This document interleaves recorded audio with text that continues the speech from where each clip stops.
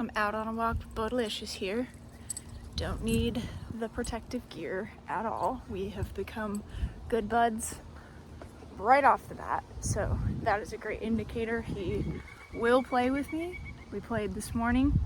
I can see that he absolutely wants to run full speed, but has probably never been off leash in his life, which I understand why. Like, he's a loaded gun that could explode at any point, but that is a point that I want to get him to for sure, because that's going to do so much for his mental state, like more than you would believe, just being able to run and play. But the plan here with him, I'm making, look at him, just walking right next to me.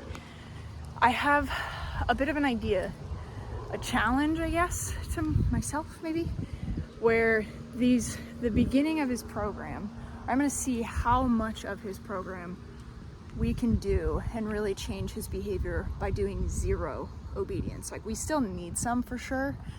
We're going to get to that point, but I'm not going to do it right off the bat because I want to really showcase the key to fixing behavioral problems is not obedience, which is what everybody reverts to, and why people end up in like endless management cycles, because you're relying on just the dog following command instead of truly changing what's going on up here, addressing the real issue instead of putting a band-aid on bullet holes. And obedience is not, again, it's important, it is not the answer, it's not the solution for behavior mod, but that is what everybody does, I think, because they don't actually know what to do. So they just do the same thing that they do with every other dog, but maybe with a muzzle. So I'm gonna try, don't hold me to this, because there might come a point where it is absolutely necessary that we start teaching obedience right off the bat.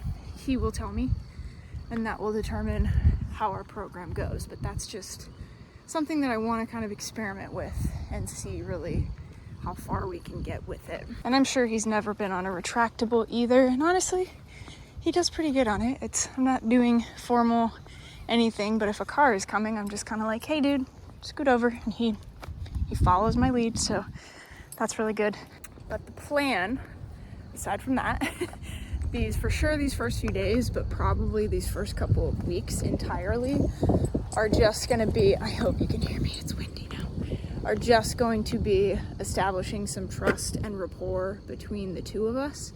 He's already cool with me, but I can't just start putting him in situations that are uncomfortable, because that might compromise it, and we're not like that tight quite yet for him to fully trust my guidance in those situations. But that's what we have to get to. I need him to be like, you're my number one, you are my favorite person, I trust you with my whole heart, I will follow your lead on anything that you put me through.